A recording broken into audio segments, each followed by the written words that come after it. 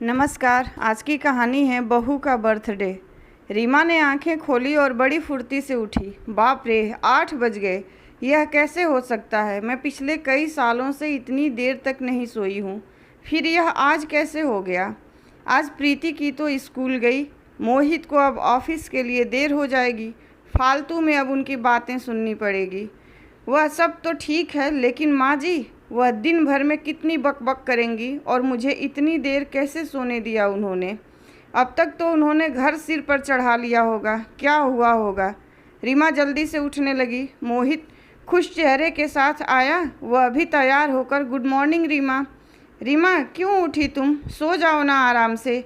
मैं आज लंच कर लूँगा ऑफिस में। सच कहूँ तो मुझे जाने की इच्छा नहीं है, लेकिन बहुत महत्वपूर्ण मीटिंग है ना मुझे, इसलिए जाना ही पड़ेगा। पर मैं जल्दी आ जाऊंगा। शाम को बाहर जाएंगे घूमने। बाय। रीमा को बिना कुछ कहे मोहित ने उसे गले से लगा लिया और उसके माथे को चूम कर चला गया। रीमा झट से बाहर आई। किचन से कोई भी आवाज़ नहीं आ रही थी, और जब वह बाहर आई तो पापा जी की थाली में इडली बड़े दिखाई दे रहे थे।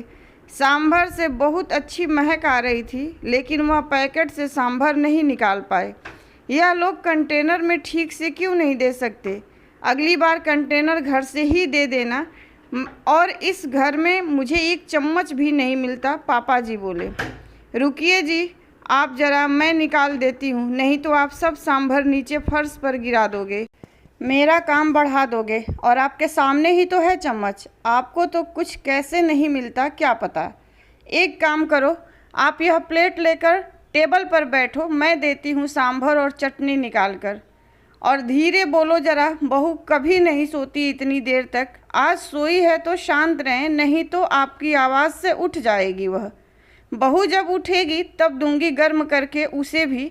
यह उसका मनपसंद नाश्ता है। रीमा आश्चर्य से यह सब देख रही थी। अरे बहू, उठ गई तुम?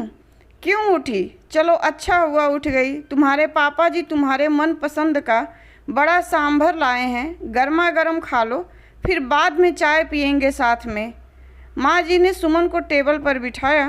प्रीति कहाँ है? दिखी नहीं, सुमन ने पूछा। अरे बहू, मैं उसे स्कूल बस में बैठा कर आया। गई वह स्कूल। होशियार हो गई है अब अपनी प्रीति, जल्दी जल्दी करती है सब अपने काम, तकलीफ़ नहीं देती है वह अब। हाँ, बैग बहुत भारी है पर उसकी। वे लोग यह नहीं समझते कि बच्चे पर इतना बोझ नहीं डालते हैं। मुझे क्या बोली वह पता है? बोली, दादाजी मैं बिग गर्ल हो गई हूँ अब, और गुड गर्ल भी। अब मैं आ जाऊँगी अकेली घर पर, आप मत आइए मुझे लेने के लिए। दादाजी पोती की प्रशंसा में मग्न थे। हाँ हाँ, मेरी बेटी समझदार हो गई है, सिर्फ दूध पीने में नाटक करती है, लगातार बड़बड़ करती रहती है, बस खाना ही ठीक से नहीं खाती। अन्नपूर्णा उसके पेट में हैं, इतनी ऊर्जा कहाँ से आती है क्या पता। अरे रीमा, खाओ तुम बड़ा सांभर, ठंडा हो जाएगा। और चिंता मत करो तुम, मैंने प्रीति को पराठा करके दिया है।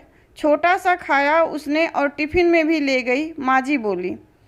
क्या पापा जी, माँ जी, मुझे उठाना चाहिए था ना, आपने क्यों किया सब काम? जाने दो, खाने में क्या बनाऊँ? रीमा ने अपराध बोध से कहा।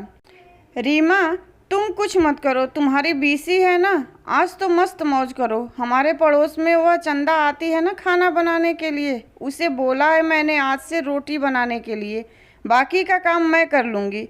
तुम कितना काम करोगी अकेली? तुम्हारी क्लास, प्रीति का होमवर्क, बाहर के काम। यह मोहित भी कुछ काम करके मदद नहीं करता, तुम्हें सबके पीछे पीछे दौड़ना पड़ता है। अब आराम किया करो तुम, नहीं तो ऐसा करो ना तुम और मोहित 4 दिनों के लिए घूमने चले जाओ।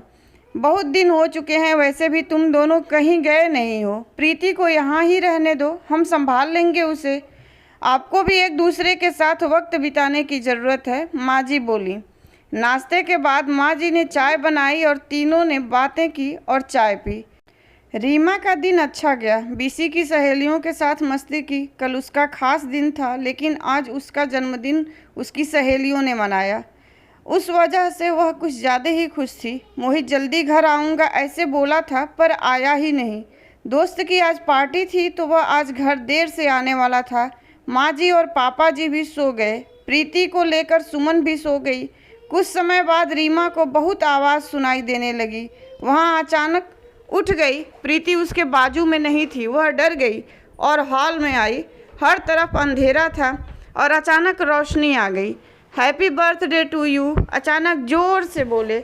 माँ जी, पापा जी, मोहित सब हंसकर उसे विश कर रहे थे। प्रीति ने दादी की मदद से सुंदर केक बनाया था। रीमा ने केक काटा और सबको खिलाया। सभी खुशी के मारे सो गए।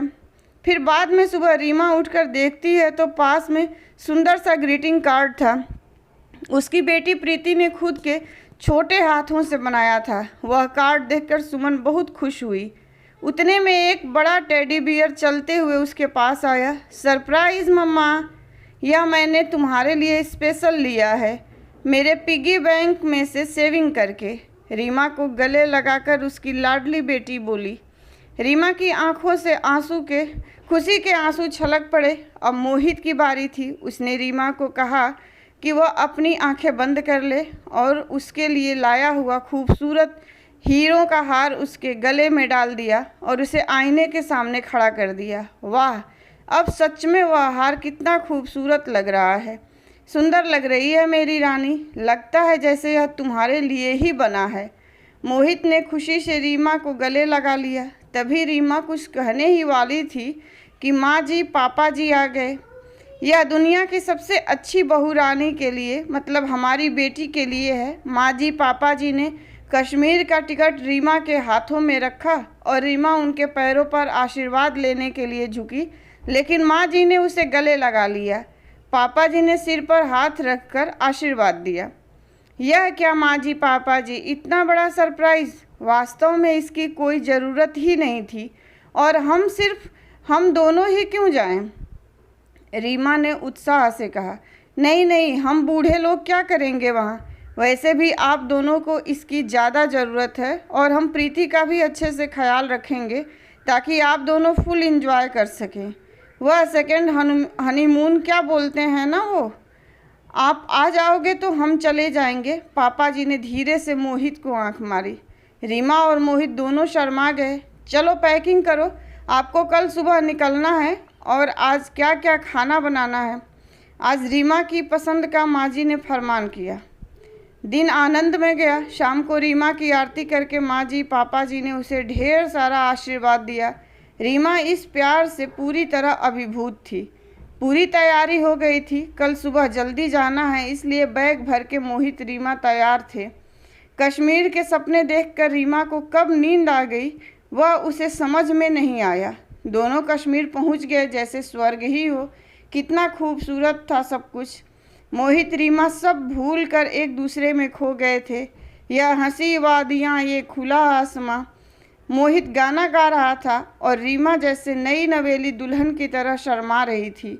एक दूसरे के ऊपर बर्फ़ के गोले फेंक कर छोटे बच्चों जैसे दोनों मस्ती कर रहे थे। दोनों आज आइस स्केटिंग के लिए आए थे। बर्फ़ में ठीक से खड़े होने में असमर्थ सुमन एक दूसरे को ठीक करने के दौरान अपना संतुलन खो बैठी और वह ज़ोर से गिर गई। आंखें खोल कर देखती है तो क्या, उसके बेड के ऊपर से वह गिर गई थी। बाजू में मोहित सोया हुआ था, मतलब वह सपना था। इतने में बेल बजी। दूध वाला आया होगा। वह बाहर आए। उतने में उसकी सास उससे बोली, अरे रीमा, हर रोज़ कैसे देर से उठती हो तुम? 15 मिनट देर हो गई आज तुम्हें। जल्दी करो, अब चाय बनाओ और नाश्ते में कुछ अच्छा नमकीन बनाओ। और मेरी सहेली आने वाली है, आज कुछ अच्छा खाना बनाए उसके लिए। और हाँ, घर पर ही रहना, आज कहीं बाहर मत जाना। माँ जी की रोज़ की कटकट चालू हो गई और रीमा सचमुच सपने से हकीकत में आ गई। हमेशा की तरह हर कोई उसका जन्मदिन भूल गए थे।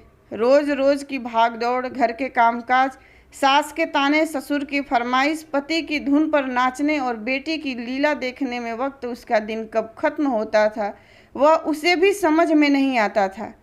जिंदगी भर दिन खराब लगने लगी, लेकिन कल उसने बहुत अच्छा दिन जिया।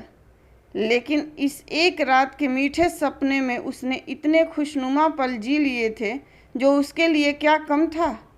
मन में उस कश्मीर का सपना साकार होने की प्रतीक्षा में वह काम करने लगी। धन्यवाद। कहानी पसंद आई हो तो लाइक कीजिए, शेयर कीजिए और मेरे चैनल को प्लीज़ सब्सक्राइब कीजिए।